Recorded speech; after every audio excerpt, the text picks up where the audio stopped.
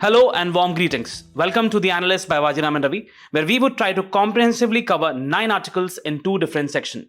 In the analysis part, we'll first have a discussion with respect to the importance, issues, and the way forward with respect to the food processing sector. In the second article, we'll have a discussion with respect to the India's logistics landscape. Then, in the simplified section, we'll have a look at 7 different articles, and we'll try to simplify them along with the value addition. So stay tuned. Now, coming to the very first article, it is about India's food processing sector.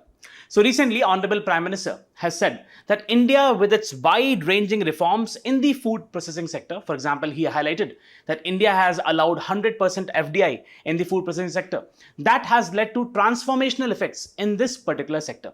Now, this gives us the opportunity to discuss this sector in great details. Also, what are the issues plaguing this sector and what can be the way forward? Now, this is with respect to GS3, Indian economy and food processing. Now, let's first talk about what is food processing, right?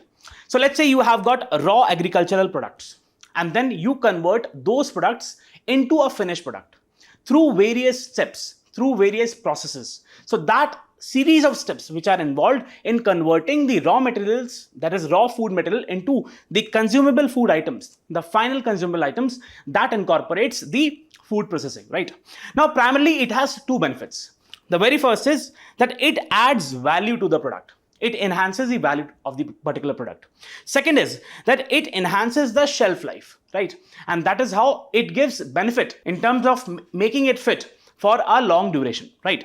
Now, again, this particular sector is a sunrise sector. Now, what is a particular sunrise sector? See, there are some sectors in the economy which are at a nascent stage. They don't have that much of a consumer base, but they have a huge growth potential. That is where what we see is that the food processing sector is also a sunrise sector. Other examples can be the semiconductor industry or the tourism sector. So what we see is that there is a great potential when we talk about the food processing sector. Now, what are the growth drivers of food processing sector in India? The very first is that there has been an increase in the disposable incomes of people. Now, we always talk about the demographic dividend, that India has a huge bracket of population which is youth, right, which is young. So there has been an increase in the disposable incomes, and that is leading to changing lifestyles and food preferences of the people.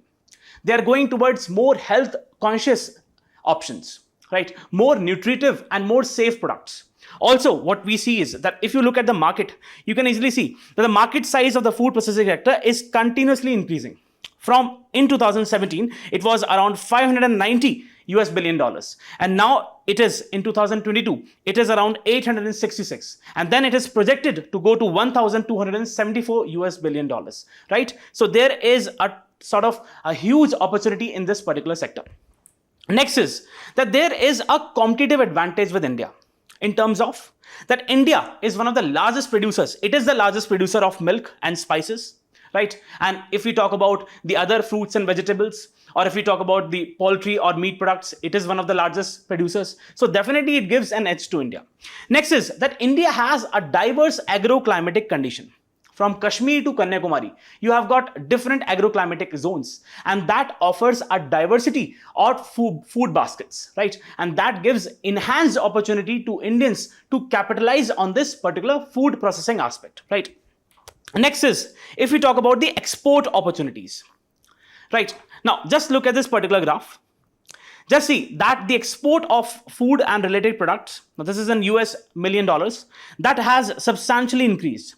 Now, it was 1,534 in the financial year 21, and it has substantially increased to 2,489. Now, this we are talking about the processed foods and vegetables.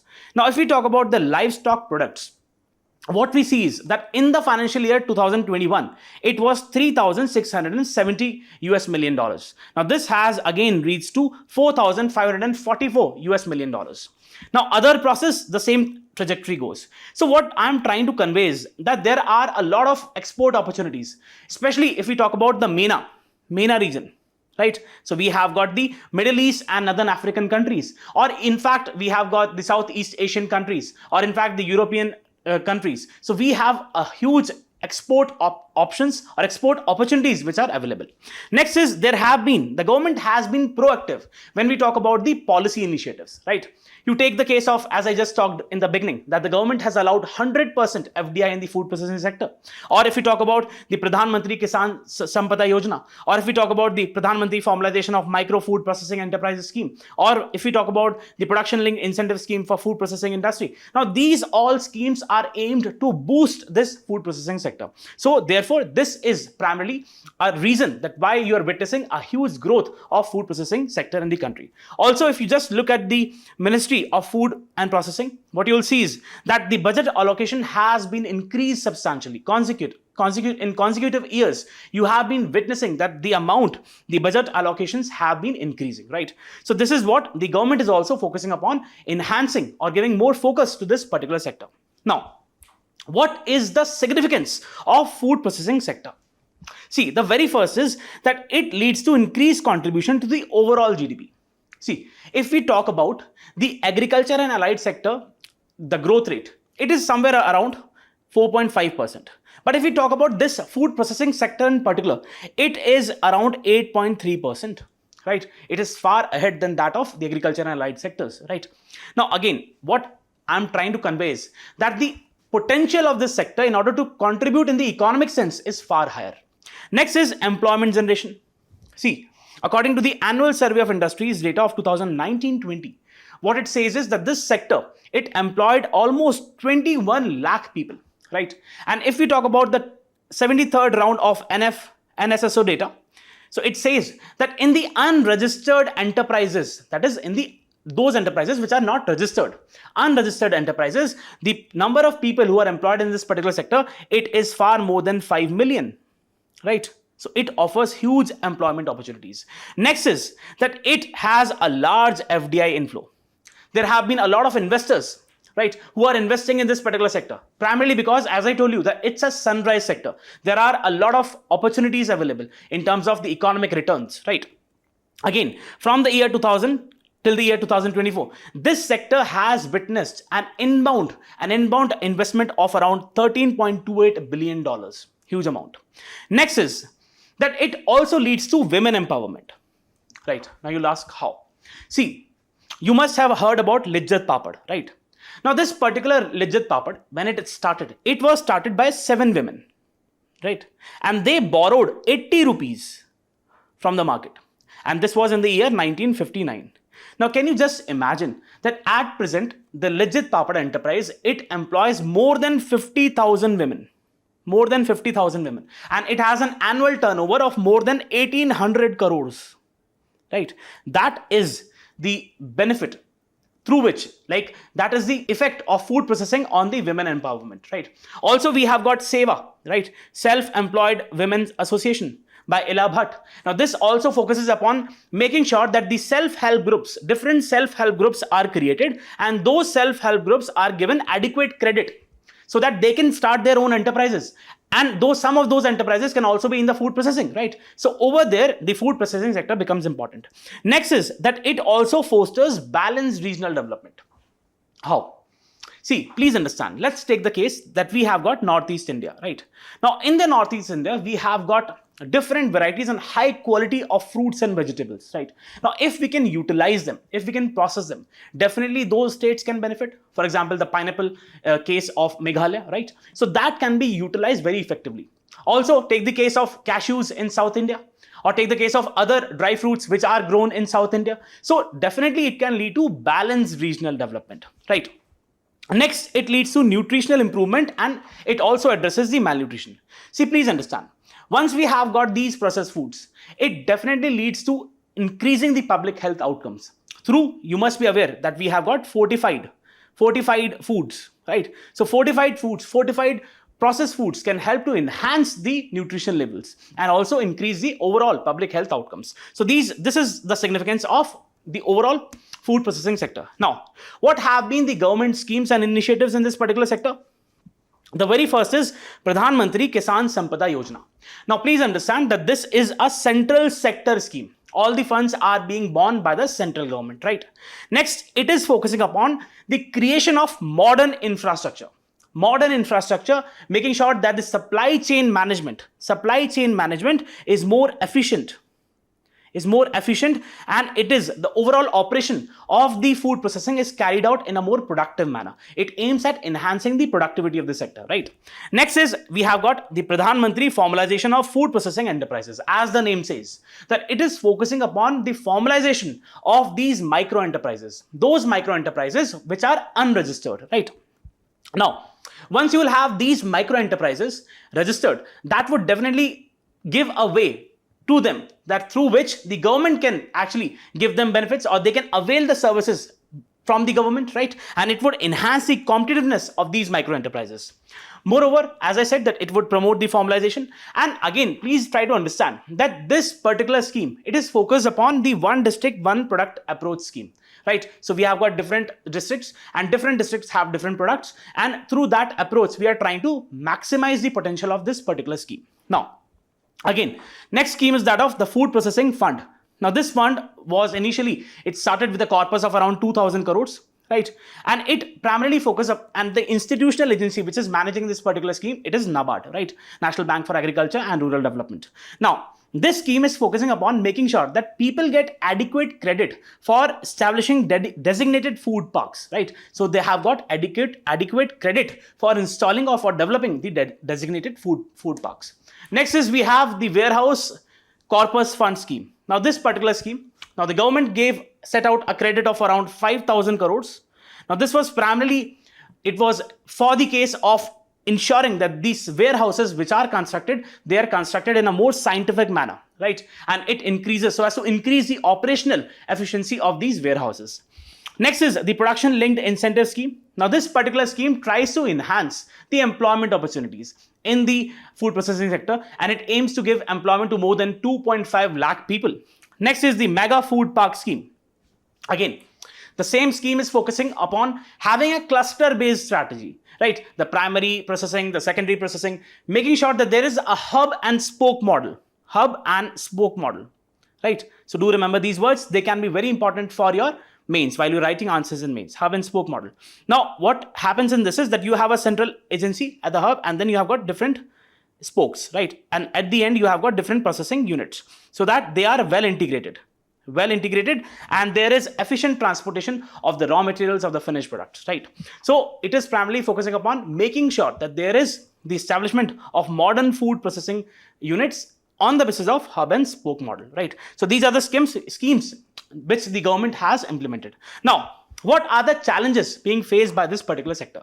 The very first is lack of skilled manpower and modern technology. See, please understand that processing is a scientific technique, right? You are actually employing scientific technique to convert the raw material into the consumable items. Now, that requires a skilled manpower, right? Moreover, what we see is that in India, we have got outdated technology, what we call as obsolete or outdated technologies. And that is something which is reducing the efficiency part, which is reducing the productivity. Next is there are infrastructure bottlenecks. See, obviously the food processing requires huge infrastructure investments, right? But the funds are not available, adequate funds are not available. And that what it leads to is that because of the lack of infrastructure, because of the lack of processing capacity, there is a huge post-harvest loss. Now, according to the data, almost 30% of the raw agricultural products, they are wasted. Niti Aayog has estimated that annually the food wastage amount, it is around 1 lakh crore. Can you imagine? It's a huge number, right? So that is where the infrastructure also plays a very important role. Next is that there is huge informalization and unorganized segments in this particular industry. What the data gives us is that almost 75% of the processing units which are there in this sector, they are of informal nature. They are not organized. And again, if they're not organized, they won't be able to get adequate credit or avail the benefit of the government schemes. That is the issue. Next is the supply chain inefficiencies. See, what is happening is that there is a very poor coordination. There is poor coordination, and there are multiple stakeholders from stage A to stage B to stage C. There are numerous processes, right? And that leads to inadequacies inefficiencies in the process, right? So that is where we have got the supply chain inefficiencies. Next is regulatory challenges. Now, this is something which is one of the most important aspect. See, initially I told you that there has been increasing sort of export potential. But again, what you need to keep in mind is that you must have heard about US FDA, Food and Drug Administration, right? Now, before that, let's talk about the sanitary and phytosanitary measures. Now, we all know that these are the measures which are imposed on different countries so as to make sure that they conform to the quality of those products. Now, we have got different regulatory agencies, for example, the US FDA, or we have got the Rapid Alert System for Feed and Food. Now, this is with respect to the European Commission. Now, again, these agencies can be important for your prelims, so please keep a track of them. The first is US FDA. The second is the Rapid Alert System for Food and Feed. Now, this is of the European Commission. Many a times it has been seen that they have put restrictions on Indian exports to their countries, right? Primarily because they say that Indian products don't match to their quality levels, right? So there are regulatory challenges also. Again, also for domestic consumptions, what we see is that there is suboptimal quality. Quality is not that good. Now, these are the issues which are plaguing this particular sector. What should be the way forward? The very first is, as I told you, that there has to be a substantial enhancement in the integration of technologies in this particular sector. Take the case of Internet of Things, or take the case of artificial intelligence or automation. Automation of different processes so that there is less human intervention, so that we can make sure that there is adequate quality of the products which is being generated, right? Next is enhanced focus on horticulture and animal products. See, right now what we are focusing is just on the processing of the cereals. But there is a huge opportunity when we talk about the fish or the seafoods or the dairy or the poultry, in fact the meat, right? So the food processing sector has to be made more diversified. There has to be more diversification in this particular sector. Next is that there has to be skilling and training. Adequate focus has to be given on the skilling and training part. As I told you in the beginning, that the food processing involves a series of technology. At present, we are dependent on obsolete or outdated technologies, and that is not going to help. We need to have adequate skilled manpower in this particular sector so that we can adequately focus upon the quality checks, that the product, it conforms to a particular quality standards, and then adequate integration of technology has to be there. Knowing how to operate that technology also must be a skill which must be given to these people. Next is that the food safety management should be also in place. Again, please understand that there are certain steps which are carried out, food safety measures which are carried out, right? But in India, what we see is that we are actually not focusing upon these food safety measures, right? So adequate importance has to be given to food safety measures. Next is better health markers, very important. See, again, as I said, there is substandard products in the quality. Right? There are substandards product in the quality, and that impacts the health of the end consumers. So in India, for example, we have got the FSSAI, Food Safety Standards Authority of India. Now, you need to tell me under which ministry this particular agency comes. Now, this is mainly responsible for the setting up of standards and making sure that different enterprises, they adhere to these standards, right? But what we are seeing is that the food safety standards in the country, they are not very stringent. So adequate markers have to be given on the products, on the packages, that this particular product contains this item, so that we can have an informed decision whether we should consume it or we should avoid it. Next is tapping the popularity of agriculture products. Again, what I'm trying to say is that there are certain products, there are certain crops or certain food items which are gaining popularity in the market. Let's talk about millets. Jowar, ragi, bajra. We have the pearl millet, we have the finger millet, or we have the sorghum, right? So these are highly nutritive substances, and there has been an increasing dependency on the consumption of these items. So there has to be adequate focus upon the processing of these items as well, right? So these are certain way forwards which we should adopt in order to make sure that the whole food processing sector, it has, see, already it is witnessing a boom. There is no doubt about it. But there are certain lacunas, there are certain loopholes which must be addressed so that we can witness a more robust, a more sustainable growth in this food processing sector. So that is it for this topic. Now, before going to the next topic, we have a mains question. So this is with respect to 2020. A mains question. The question says, what are the challenges and opportunities for food processing sector in the country? How can income of the farmers be substantially increased by encouraging food processing? Now, this is a previous year's question. I am giving you a practice questions. The question says processing sector, is a key sunrise sector poised for a rapid pace of development. However, the sector is still confronted with major challenges. Discuss. Do write a particular answer to this question. Now coming to the next topic, it is about the India's logistic landscapes. So recently, the Union Minister for Road Transport and Highways, Mr. Nitin Gadkari, he has said that India is targeting to reduce the logistic cost as a percentage of GDP to single digit. So we all know that as of now, the logistic costs in India that are somewhere around 12 to 13%, right? And the minister has said that India is developing, India is sort of investing a lot in the logistics sector, and that is poised to reduce the overall logistic cost in India. Now, this gives us the opportunity to discuss this particular sector in great detail. Now, this is with respect to GS3, Indian economy and infrastructure. Now, first of all, what is logistics, right? So if you define logistics, it is basically the organization, the coordination, the storage, the transportation of various resources.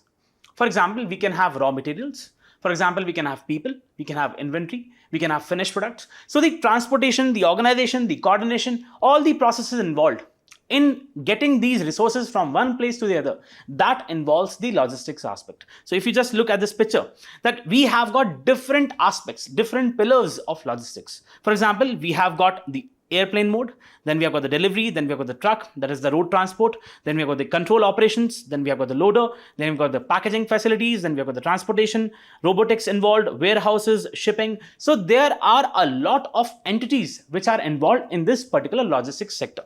Now, if you talk about India in particular, and if you talk about the logistics sector in India, what you can see is that according to the KPMG report, that the segment breakup of the logistics sector is as follows. So we have got the dominance of the road network, right? Road is a particular sector, subsector in the logistics, which is used most. Then we have got the rail at 18%. Then we have got the water, and then we have got the air, right?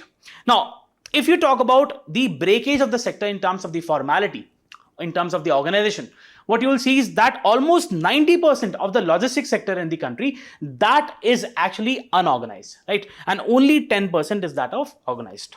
Now, what are the issues in India's logistics sector? What are the issues plaguing the India's logistics sector?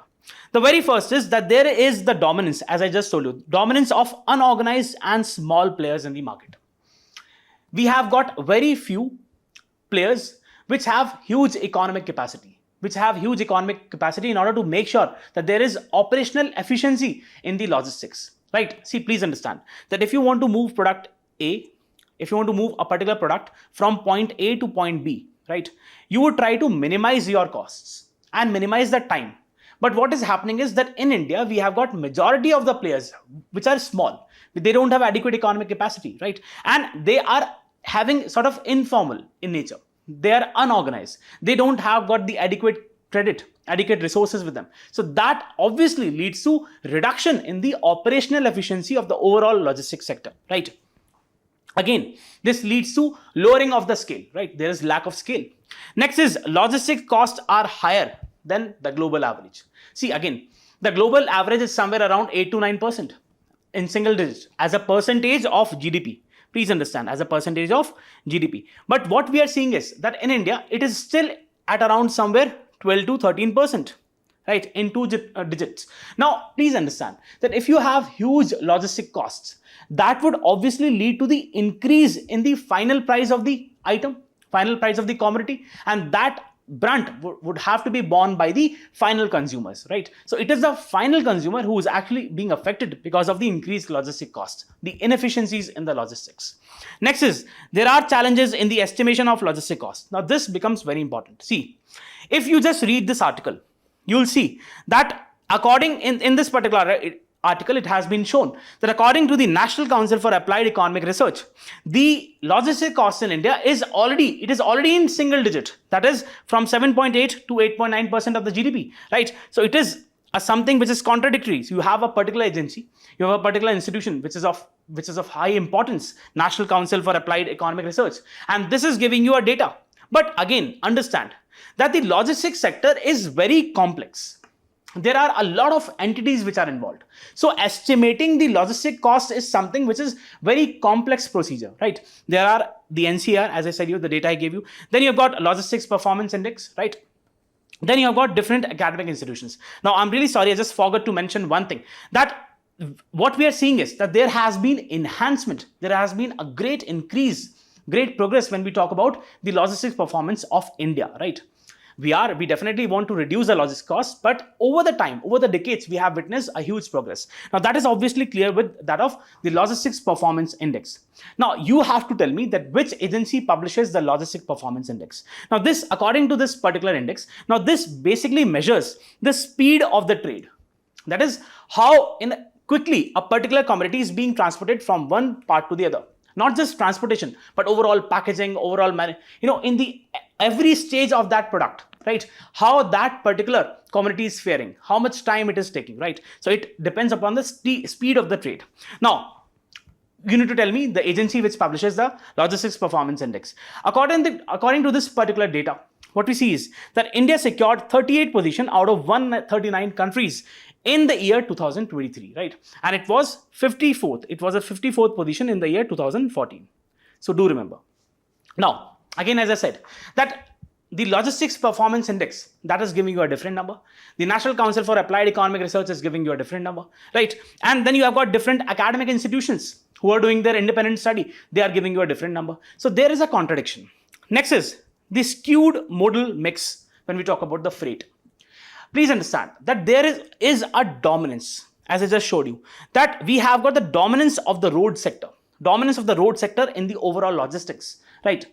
Now, what we are trying to say is the reason is that it provides the last mile connectivity from door to door. That is the reason there is a great dependence on the road connectivity. But what you need to focus upon is that it also leads to congestion.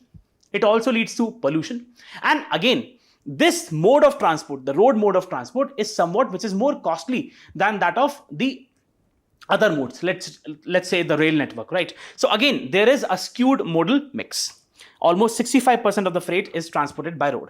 Next, there is loss of rail freight. See, there are issues with respect to the movement of goods through the railways. Railways are suffering with respect to the operational inefficiencies. They are not operationally efficient, right? You already know about the delays with respect to the trains in India, right? But again, government is definitely working upon that. Government is making dedicated freight corridors. But again, what I'm trying to say is, one more thing is that it doesn't provide the last mile connectivity. The door-to-door availability is not there, right? So that is the reason that there is the loss of the rail share, the railway share in the freight. Now, we have got the National Rail Plan of 2030. The vision is of 2030. Now, it basically strives to bring 45% share of the rail in the freight. It targets, right? And it strives to make the railways future ready. Then there is inadequate and inefficient warehousing. You see, from one place to the other, a lot of times the commodities are placed in the warehouses. But what we see is that these warehouses, they're not efficient. Outdated technology is being used, right? And the process is very inefficient.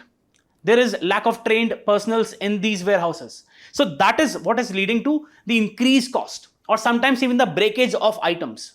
Next is variation among different states. So we have got the logistics ease across different states. Now this is provided by the Ministry of Commerce. Now, please understand that according to this data, what it says is that we have got different states. It tries to categorize states as coastal states, landlocked states, northeast and union territories, and then into achievers, fast movers and aspirers. Now, again, what I'm trying to say is that we have got different states. Almost all the states have logistics policies, their own logistics policies. But for example, let's take the case of West Bengal. Now, West Bengal is one state that doesn't have its own logistics policy. And that is the reason some scholars say that it is because of that fact that there is a high logistic cost in the state of West Bengal. So what I'm trying to say is that there is a diversion, there is a sort of variation in different states once we talk about the logistics. Some states are performing well, some states are not performing, primarily because of the importance or the focus they're actually giving to this particular logistics. So these are some of the issues. Now, what have been the government schemes and initiatives? The very first is Prime Minister Gati Shakti initiatives. See, this is a master plan. Now, this tries to break silos. Please understand that we have got different ministries, different departments. And let's say if a particular mission is being implemented, a scheme is being implemented, it involves the participation of different ministries. But because of lack of coordination, because of sort of inadequacies in the participation from different departments or ministries, there is the effect on the final product or the final mission, right? On the outcomes of the mission. And in order to make sure that the process is very efficient, in order to make sure that there are adequate returns, we are focusing upon breaking these silos, reducing the logistic costs and stimulating the economic growth. Again, as I said, see, if the logistic cost would reduce, that would obviously reduce the cost of the final product. And that would give the advantage to the final consumers, right? Next is the National Logistics Policy. Again, the objective of National Logistics Policy, it was launched in the year 2022, is to make sure that within some years, we try to be in the top 25 countries. Right now, as I just told you, that we are at 38th position in the year 2023. It strives to make India sure that it comes within these first 25 countries, right? It is ensuring to focus upon the swift last mile connectivity, resolving the transport related challenges, saving time and cost, making sure that the time and cost overruns are not there. Next, we have got the rapid infrastructure development projects. See, there is no doubt that India has been spending huge amounts of money, and there has been a transformational change. There is no doubt about it. Let's take the case of Bharatmala, which aims to have the 4-lane connectivity highways in different parts of the country. Or let's take the case of Sagarmala, which aims for a port-led development, right? And aims to capitalize upon the efficiencies of these ports. Or take the case of dedicated freight corridors, right? Or take the case of multimodal logistics parks. Very important. See, I'm giving you these examples so that you can use them in your answers, right? And these are very important. Next is rapid integration of technology. You must have seen FASTags. Now, initially, when FASTags were not there, there were huge lines, there were huge queues, and it used to take a lot of time. But right now, what we are seeing is that because of these FASTags, because of the integration of technology in the logistics chain, there is the reduction of the time, right? Also, we have got the National Industrial Corridor Development Corporation. Now, this particular corporation, it has introduced the RFID tags, right? Radio Frequency Identification. And because of that, you can have see, again, there is a sort of integration of technology, as I told you. Now, this, through the RFID, you can track that to which position a particular consignment has reached, right? Also, there is digital twin, right? Which is a replica of the exact process. Let's say you have a train moving from point A to point B. Now, digitally, I can represent this particular movement of train, and that we can make sure that we can keep a track and also focus upon the safety of the consignment, safety of the transport also. Then there is focus upon enhanced warehousing capacity. As I told you, warehousing in India, it needs substantial investments. It needs substantial investments in the technology, in the overall operations, right? So that is something, but India has done so. It has focused upon making sure that there are adequate cold storages, right? There are adequate facilities, integrated technology parks, right? So we have got these multimodal logistics parks. Over there, we have got adequate facilities for these warehouses, right? Again, if you just talk about the Gati Shakti Master Plan, it aims to, if you just look at the infographic, you can very well see that it aims to enhance the roadways capacity. Then it also focuses upon the creation of new airports, heliports, water aerodromes. Then it also tries to focus upon the railways transport, then transmission network. Then we have got the renewable capacity to be increased. Then we have got the 4G connectivity. Again, it is trying to have a sort of a multi-dimensional approach. It is not restricted to a particular department or a particular sector. Now, what should be the way forward? Again, the way forward should be adopting advanced technologies. We have already done so, but as I said, there is the dominance in some sectors of obsolete technologies, outdated technologies. We need to capitalize upon these technologies. See, in India, the good part is that we have got a good pool of skilled professionals, engineering graduates, right? They have got a good knowledge of the blockchain, of these recent advancements in the technologies. Take the case of blockchain or big data or cloud computing or artificial intelligence. Now, these technologies can be very well integrated in the logistics supply chain so that we can increase the efficiency of the overall supply chain, right? So that, as I said, the overall operations can be increased, the efficiency can be increased. For example, we have got the Indian Customs Electronic Gateway, right? Now it focuses upon, it's an online platform which focuses upon making sure that there is efficient movement of cargo, right, or freight. Then we have got the other aspect of sustainable logistics. See, as I said, that there is a dominance of the road network. Now, road network is something which contributes a lot to the congestion and the pollution. It's one of the sectors which is one of the highest contributors to the overall greenhouse gas emissions, the road transport. So we have to make the overall road transport more sustainable in nature, right? How we can do so? Let's take the case of long haul transport. So we have got those trucks which are traveling a great distance. Those can be made more energy efficient, right? So energy efficiency has to be made an integral part of the overall logistics network. Then we can also have the carbon rating systems or emission trading systems in the logistics sector, right? Then there has to be enhanced investments. See, please understand, and I have always said this, that the government cannot spend all the money. You must have private sector. Now, private sector has to contribute two things. The first is the funds, and the second is the managerial expertise, right? So the managerial expertise and the funds have to be also contributed by the private sector, and over there the public-private partnerships become very important. Also, we have got the national infrastructure pipeline. So if you just see that the government has been in a mission mode to enhance the investments in the infrastructure sector. For example, we have got the energy, right? Then now these are the sub-components of the national investment pipeline. So we've got the energy, then we've got the roads, we've got irrigation, rural agriculture, then we've got mobility, railways, digital infrastructure, port and airport, different sectors. And the government is striving to make adequate investments in these different sectors. So we have the contribution from the center as 39%, then the state 39%, and the private sector as 22%. So over here, I'm trying to emphasize the importance of private sector, not just private sector, but also the state governments, right? So we have got different stakeholders. Different stakeholders need to contribute their bit, right? Next is improved project management. See, the project management is a specific study, right?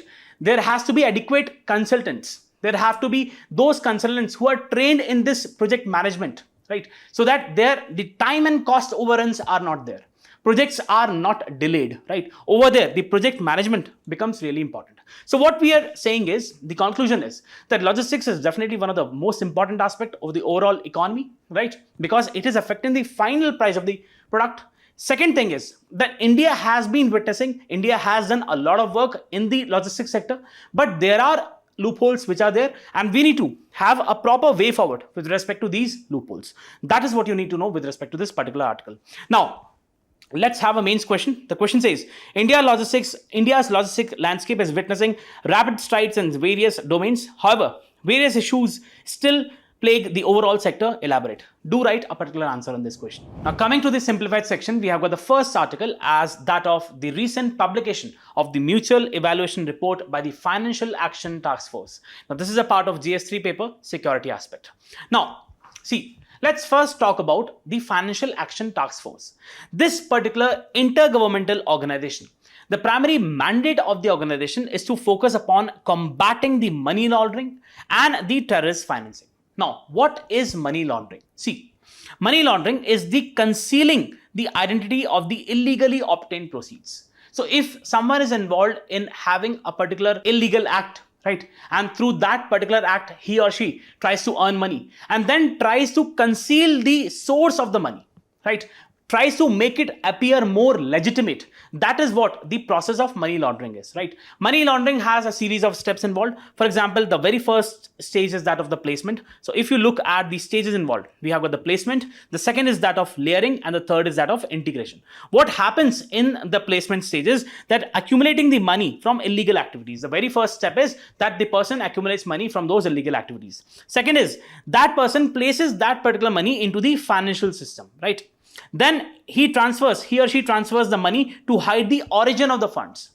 It's basically, it's utilizing different techniques which are actually available in the financial systems to make appear those proceeds which are illegal, which are actually proceeds from the illegal act appear more legitimate, right? So that is the usage of different techniques, and then returning the money into the system, financial system, to make it appear as a legitimate source. That is, it is from a legitimate source. Now, according to the International Monetary Fund, the money laundering, it is around 2 to 5% of the world GDP, right? So that is a huge number. Again, the issue is that the funds which are actually being used or obtained through the money laundering, they are used for various purposes and various illicit, illegal purposes. For example, terror financing or drug trafficking or human trafficking.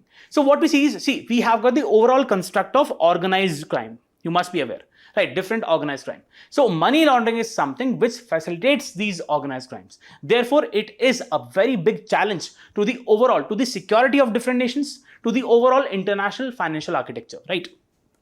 As I said, it involves the act of providing financial support to terrorists or terrorist organizations. Now, this particular organization, Financial Action Task Force, as I told you, that the mandate is to combat the money laundering and the terror financing. Now, let's study some of the key points with respect to FATF. The very first is that it was established in the year 1989 and during the G7 summit in Paris. Next is the objectives are to develop and promote policies to combat money laundering, terror financing, set standards and make sure that those standards are being followed by different countries around the world. Next is that it also focuses upon making sure that there are adequate recommendations which are being given by the FATF. Again, it sees that whether those recommendations are being followed by different countries or not.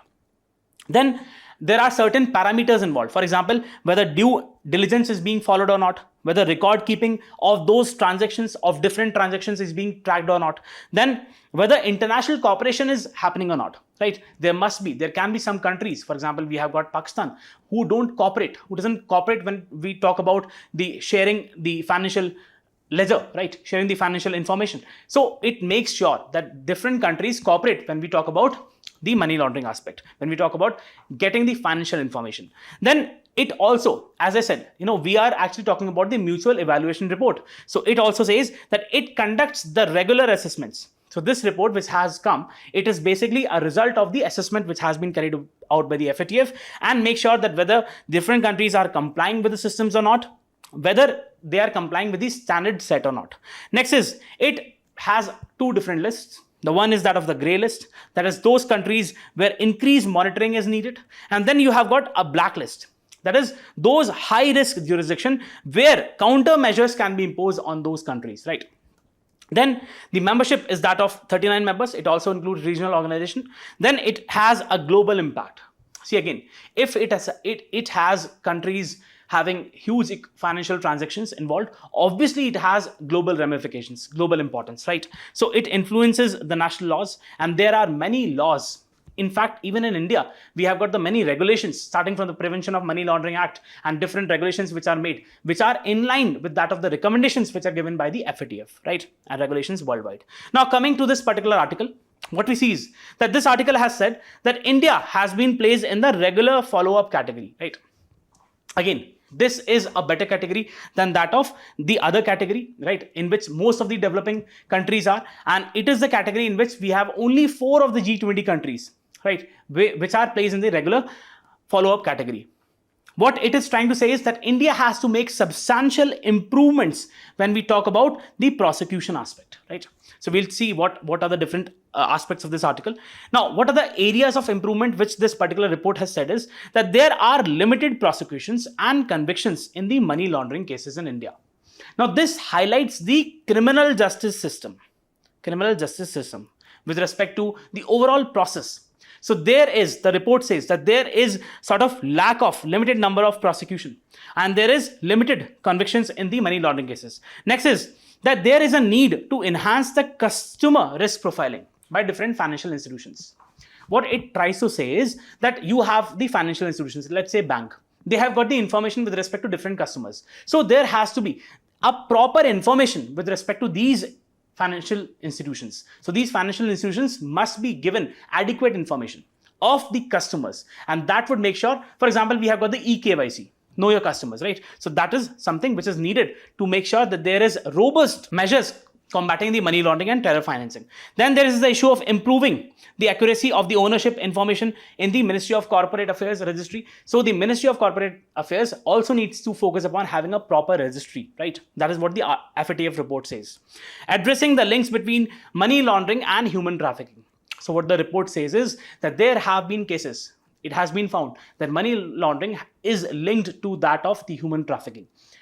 Please understand that UPSC has asked questions in the past where it tries to assess your knowledge with respect to the linkage of different organized crimes, right? So that is where the FATF has also said that there has to be a more enhanced focus upon these linkages, how the money laundering is linked to the human trafficking. Next, it has also focused upon the areas of improvement. For example, it has said that there is the need for improving the accuracy of the ownership information in the MCA registry. Again, as I said, making links between the human trafficking and the money laundering. Then it talks about the money laundering and terror aspect. Now, this is something which is very important. What the report says is that the main sources of money laundering is that of the cyber fraud or the normal fraud, phishing activities, for example, or hacking activities or ransomware, right? Next, corruption. It also highlights the issue of corruption. Then it also says drug trafficking. Drug trafficking is also prevalent, right? And that is also an organized crime which is inherently linked with that of money laundering. Next, the significant terror threats which are actually identified by this particular report, they include the threats from the Islamic State and Al-Qaeda linked groups in Jammu Kashmir, or the insurgencies in the northeast and the northern part, that is Jammu Kashmir, and the left-wing extremism groups. Then it also focuses upon the non-profit organizations. See, we have had reports by the Intelligence Bureau that there are a lot of non-profit organizations in India which are actually allegedly they have been involved in these money laundering activities and they have been promoting anti-India activities, right? Over there, what becomes important is that we have got a close scrutiny of these non-profit organizations. So FATF has urged India to ensure these non-profit organizations are safeguarded from terror financing risks through more focused and risk-based outreach programs. Next is what the article says is that there has been delays with respect to the prosecution in that of the terror financing and money laundering cases, especially during the 2014 till 2022, primarily because of the challenges to the Prevention of Money Laundering Act. See, different persons, their charges were slapped on them with respect to the Prevention of Money Laundering Act. But there were series of petitions which were filed in the Indian judiciary with respect to this PMLA. And because of that, there has been delay in the prosecution of these cases of terror financing and money laundering. Next, what it says is the enforcement direct convictions. It talks about that between 2018 and 2023, the ED, the Enforcement Directorate, it secured convictions in 28 money laundering cases, though investigations have increased during this period. What it is trying to say is that the number of cases have been too many, but the conviction has been less. It is trying to allege in some way or the other that it can be also a result of political vendetta, right? So we have got different, ED sanctions being slapped on different political people, right, who are political persons. So that is where it becomes important that the particular FATF is highlighting that the convictions are less, but the number of cases are more. Next, it also says, it compares that of, as I said in the beginning, that it says that India's regular follow-up category is that of shared by only 4 countries, for example, UK, France. Most developing countries are in the enhanced follow-up category. Now, this involves more scrutiny, right? What are the recommendations? First is improve financial sanctions to ensure immediate freezing of funds and assets. What it is trying to say is that we have got different, for example, we have got the Financial Intelligence Unit. Now you need to tell me in which department, under which department this particular Financial Intelligence Unit works, right? Now we have got different intelligence department. Now it is trying to say that there has to be robust functioning of these intelligence agencies so as to keep a track of these activities, so as to make sure that illicit funds are not being utilized, right? Define domestic politically active persons. Again, what it is trying to say is politically exposed persons. See, the government of India has already defined the foreign politically exposed persons, right? But what the report is asking is to define the domestic politically exposed persons, right? For example, the government of India said, who are the external politically exposed persons? So it defined as those individuals who have been entrusted with prominent public functions by a foreign country, including the heads of the state or government, senior politicians, senior government or judicially military officers, senior executive of the states, own corporations, and important political party officials. Now, this is with respect to the external politically exposed persons. What this report is saying is that please define the domestic politically exposed persons also. Fast tracking trials in the money laundering and terror financing cases is very critical. Next is what has been the government's response.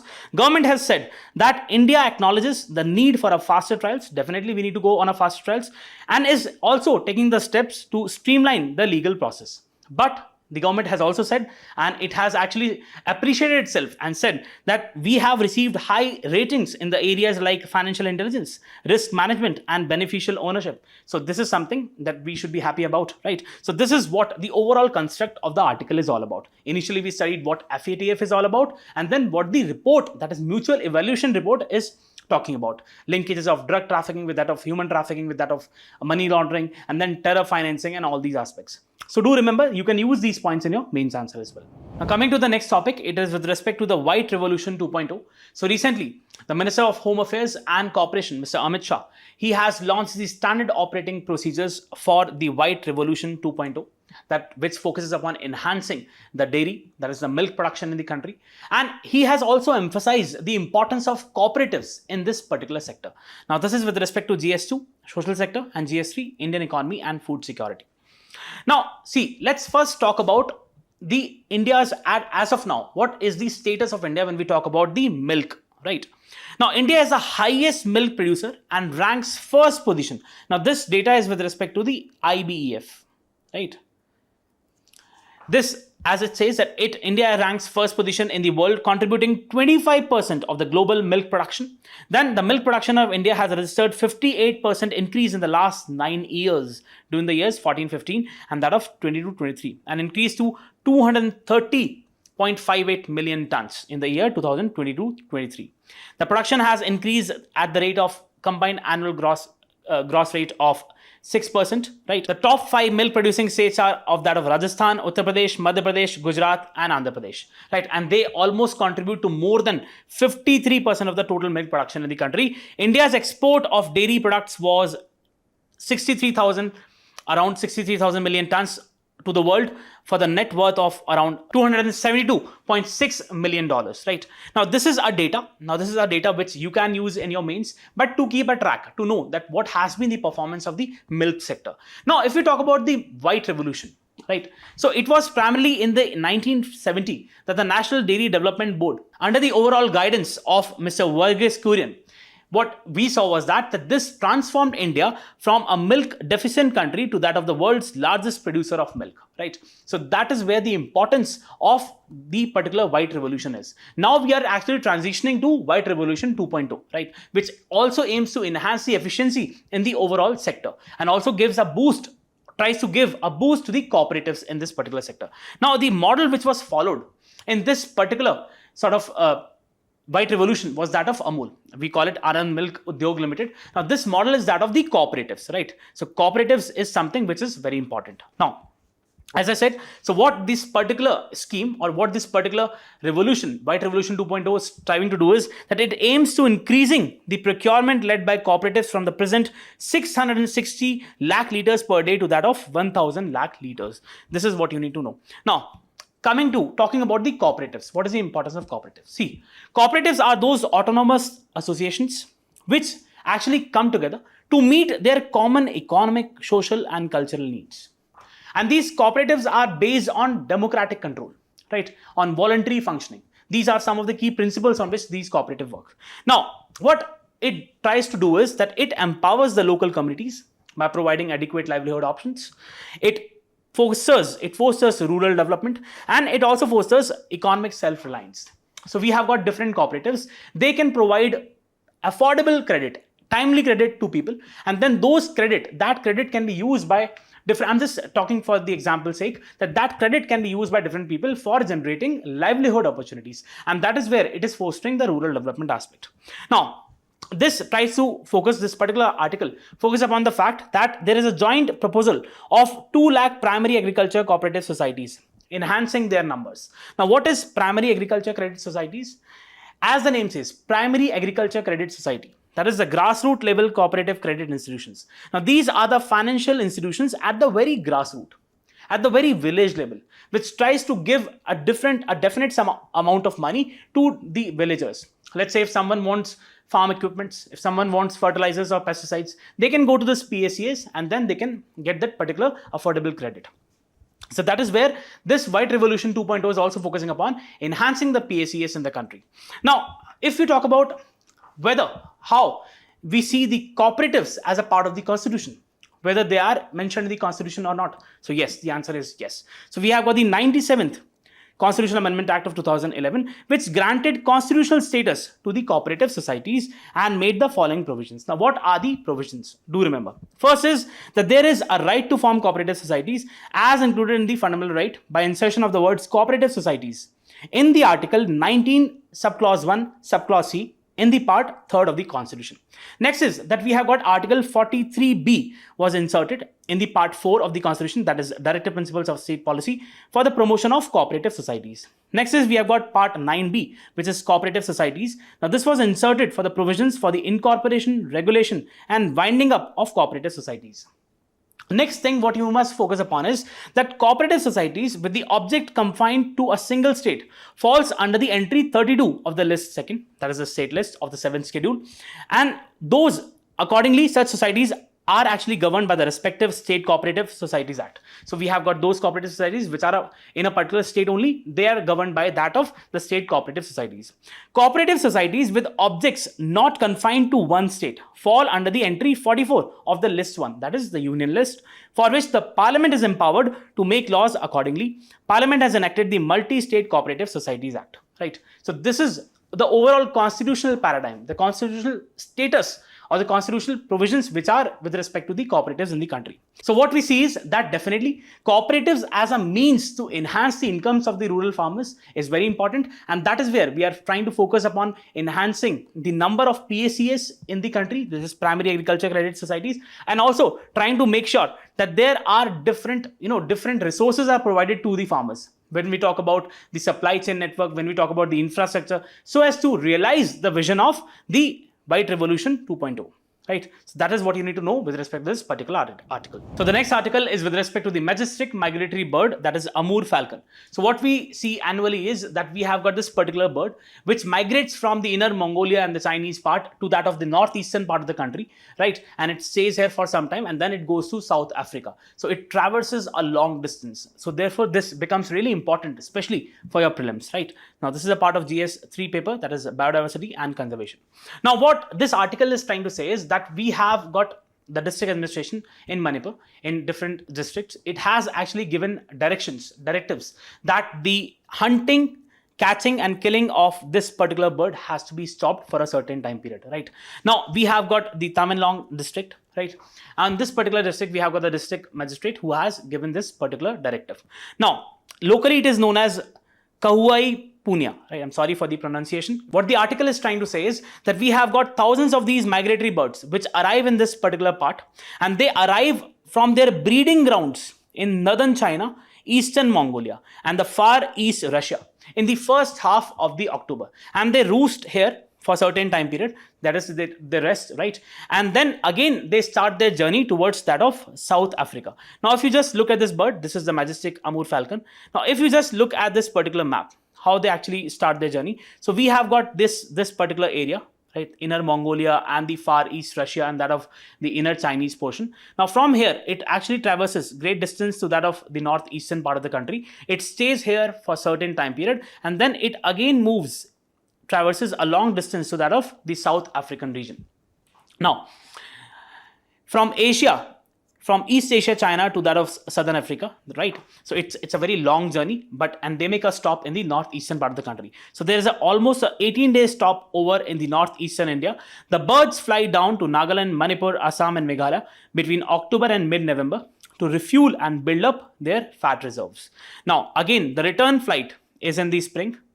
Total flight, which is made by these birds, it's that of almost 22,000 kilometers. Again, the return flight in spring, the birds again undertake the oceanic crossing from Africa and fly non-stop to northeast India, but don't stop as insects are not found in this particular season. So that is what is given this particular article. Next aspect of the article is that the district magistrates has used the provisions sections 50 and 51 of the Wildlife Protection Act. So section 50 talks about the power of entry, search and arrest and detention, and section 51 talks about the penalties involved. Now, again, what you need to focus upon is that this particular state, Manipur, and also the central government, the union government, has been focusing on making sure that these birds are protected, right? So we have had in 2016 the tagging of 2 birds with radio transmitters. So if you can just see in the image that radio transmitters were tagged to these 2 birds so as to know what pattern of migration they follow, and adequate studies can be done, and then adequate policies can be made so that there is proper conservation of these birds. So that is what you need to know with respect to this particular article. Now, coming to the next article, we have got a new Animation and Visual Effects Centre which is going to come up in India. Now, this is with respect to GS3 paper, that is of science and technology. Now, what this particular article says is that there would be a National Centre for Excellence for Animation, Visual Effects, Gaming and Comics and Extended Reality. Now, it mentions few of these. Now, you must have heard about VFX, right? Visual effects. Now, we have got different movies. For example, we have got the RRR or Bahubali or the Lion King or Avatar. Almost all these movies have used these visual effects, right? So over there is immense potential of these animation and immersive technology. This has been also tutored by the minister. Now, we have got this particular sector, what we call as the AVGC sector, that is Animation, Visual Effects, Gaming and Comic sector. Again, what we are trying to do is that we are focusing upon different technologies. Now, there's a mention of certain technologies here. For example, it also talks about the virtual reality. Now, this is a wholly computer generated systems, totally immersive in nature. For example, you must have seen people using headgears and seeing and through that imagining or looking at these virtual pictures. Then we have got augmented reality. See, we have got the physical environment. And once that physical environment is augmented with that of the technology, the virtual reality, it becomes the augmented reality. You are adding that of the virtual part with that of the physical environment. Next is the mixed reality. Now, this is a mix of the physical world and that of the virtual reality. Then you have got 3D modeling, that is modeling of a particular object in 3D, in digital structure, right? And that of the animation. These are some of the technologies and they can be asked in the prelims. Now, see, again, please understand that these animated films, gaming or VFX, they are being particularly used in the Bollywood and regional cinema. The compound annual growth rate of this particular sector is more than that of 25 to 30%. Huge, right? And then what we see is that these immersive technologies, as we just talked about, the virtual reality or augmented reality, they are basically, if you define them, they offer the enhanced sensory experience, blending the physical world with that of the digital world. That is what you need to know with respect to the immersive technologies. Now, coming to the next topic, it is about the particular report which has been released by the Government of India, that is the annual report, and it talks about the importance of interstate protection of the cheetahs. Now, we all know that the cheetah is somewhat the majestic species, and we have been focusing upon the reintroduction of cheetah in India, right? Now, please understand that this particular initiative, it was to reintroduce the cheetah, that is the project Cheetah, right? And it was, we already know that it was in the year 1952 that cheetah was declared extinct in India. So we had a proper collaboration with 2 South African countries, that of Namibia and South Africa. And with those collaboration, what it resulted to is the coming of cheetahs from these 2 countries, right? And it is in the Kuno National Park where these cheetah have been translocated. Now, again, what this particular report is trying to focus upon is, it is trying to give a particular word first, and that is metapopulation. So it is trying to define metapopulation as the population of a species spread over a large but interconnected landscapes. See, please understand that we have got over here the Kuno Palpur Sanctuary or the Kuno National Park, right? Now, this is in the state of Madhya Pradesh. What this report is trying to say is that we need to have more interstate collaborations, interstate partnerships, so as to enhance the overall area which is available to these cheetahs, right? And so that can ensure their sustainable growth in the particular landscape. So it is trying to focus upon a landscape-based approach, right? Focusing upon enhanced cooperation between different states, that is particularly between Rajasthan and that of Madhya Pradesh, right? Next aspect is that it is also trying to focus upon the issue of less prey which is available. See, we have got cheetah, right? We have got cheetah. Now, there is a competition with respect to the prey base. We also have the leopards in this particular area. Now leopards, they also have a prey on this, that is cheetah, and we have also the cheetah who prey on this. Now the issue is that because of that, there has been a substantial reduction in the numbers of cheetah, right? So that is also one issue which the particular article is talking about. There has been reduction in the number of prey base. Next is that the area available for the cheetah population is less. That is the reason they are trying to focus upon interstate collaboration, so that more area can be there, and then that can lead to enhancement, and this area can be provided by the Gandhi Sagar, right? So from the Kuno and the Gandhi Sagar, there has to be the effective migration from one place to the other, so that it can ensure sustainable growth of these cheetah. Next is that there is interspecies competition, as I just talked about, that there is a very tough competition between that of the leopard and that of the cheetah and also other cat species. So that is leading to the reduction in the prey availability. So that is what the article is talking about. The next article talks about a very important concept in health, and that is with respect to the hospital acquired infections. Now this becomes important. We'll see why. Now this is a part of GS2 health and GS2 paper science and the GS3 paper, that of the science and technology part. Now see again, what are these hospital acquired infections? Now these are those infections which patients develop while receiving treatment in a particular healthcare facility. Let's say you have got a particular patient who has gone for a surgery, right? And that person, after he is done with his surgery, acquires a particular infection. So that is basically a hospital acquired infection, and this is something which is one of the most neglected area in the overall health domain, and this is something which is a great challenge to the India's public health system, in fact the world healthcare system. Now these infections are also known as nosocomial infections. What infections can be, what different types of hospital acquired infections can be? First is site surgery infections. So let's say you have got a particular surgery which is carried out on a particular part of the body, and over there an infection develops. Then it can be pneumonia, right? Bacterial infections. Then it can be gastrointestinal infections, different.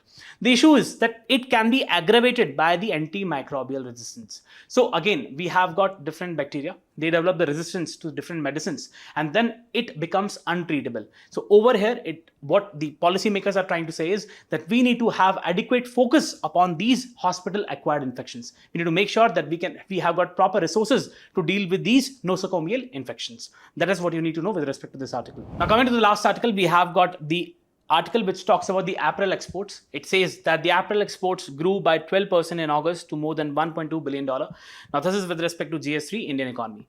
See, please understand that the Indian apparel industry is very important. It provides employment to millions of people.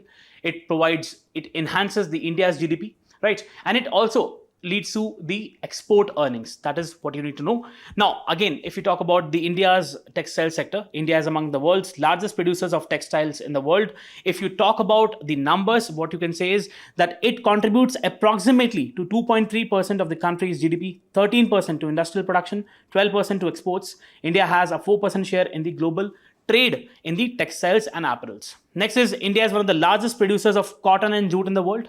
India is also the second largest producer of silk in the world, and 95% of the world's hand-woven fabric comes from India, right? So over there, the handloom industry becomes also important.